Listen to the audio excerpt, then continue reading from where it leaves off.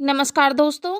क्या आप जानते हैं कि रामायण में एक धोबी के कहने पर सीता को वनवास हो गया था।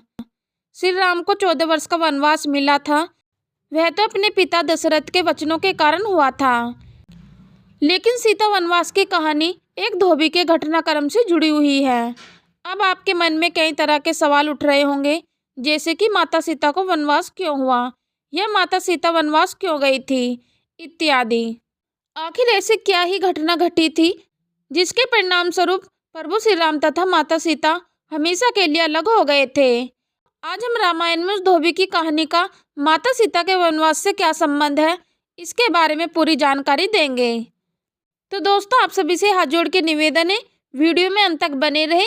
यदि आपने अभी तक हमारे चैनल प्राचीन स्टडी को सब्सक्राइब नहीं किया तो चैनल को सब्सक्राइब और वीडियो को एक लाइक अवश्य कर दें। दोस्तों, जब प्रभु श्री राम ने रावण का अंत कर दिया, तब उनका वनवास के पश्चात अयोध्या आगमन हुआ। इसके पश्चात बड़ी धूमधाम से उनका राज्याभिषेक किया गया तथा उन्होंने प्रतिज्ञा ली कि अब से उनका कोई निजी जीवन नहीं है तथा वे हर कार्य अपनी प्रजा के हित के लिए ही करेंगे। उनकी प्रजा किसी भी समय उनके सामने अपने दुख, समस्या इत्यादि लेकर आ सकती है तथा न्याय मांग सकती है। एक दिन जब श्री राम, माता सीता तथा अपने परिवार के साथ बैठे हंसी ठिठोली कर रहे थे, तभी उन्हें अपने सैनिक के द्वारा गुप्तचर के आने का पता चला।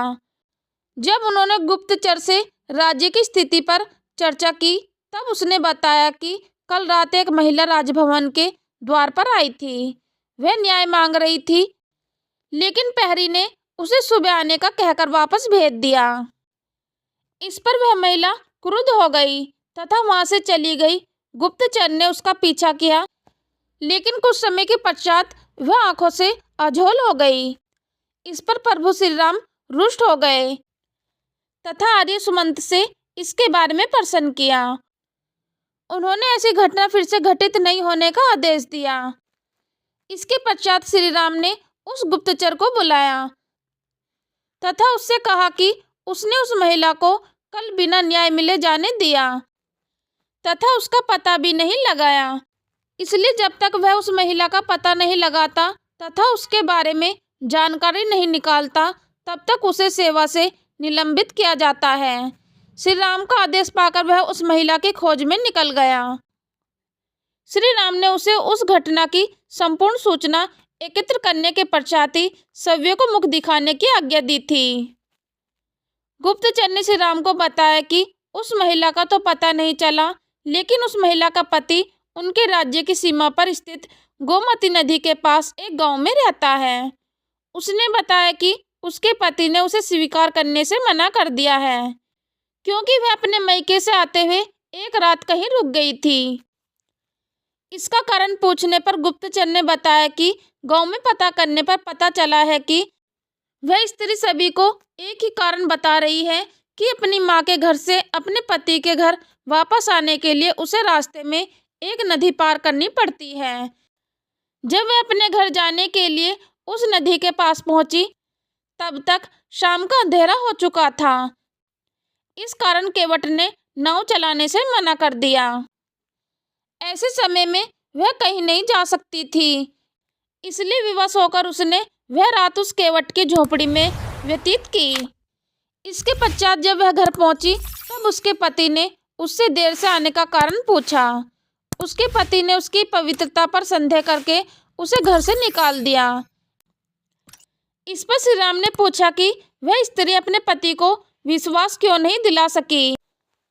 तब गुप्तचर ने बताया कि उन दोनों के बीच अविश्वास ज्यादा है तथा उनके बीच लड़ाई झगड़े आम बात है। साथ ही उस स्त्री ने क्षमा मांगने से भी मना कर दिया तथा कहा कि जब उसने कोई अपराध ही नहीं किया, तब वह क्षमा क्यों मांगे।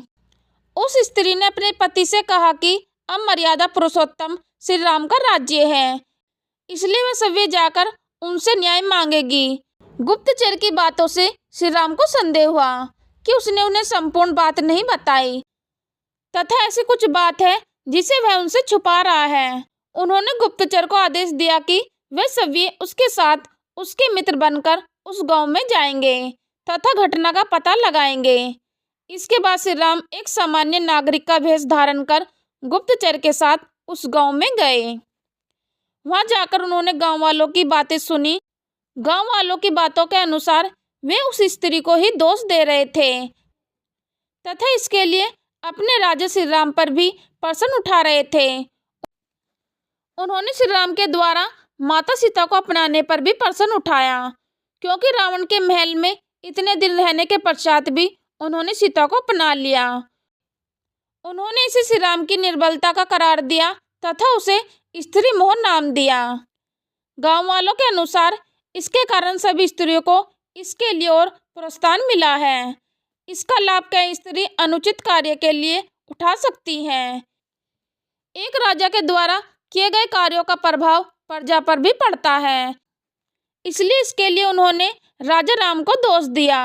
इस घटना के पश्चात श्री राम का हृदय तार तार हो गया तथा उन्होंने गुप्तचर से पूछा कि क्या इस प्रकार की बातें केवल इसी गांव में ही होती हैं या नगर के अन्य गांव में भी इसी प्रकार की बातें होती हैं। इस पर गुप्तचर ने इस बात को स्वीकार कर लिया कि माता सीता के बारे में इस प्रकार की बातें अन्य गांव में भी होती हैं।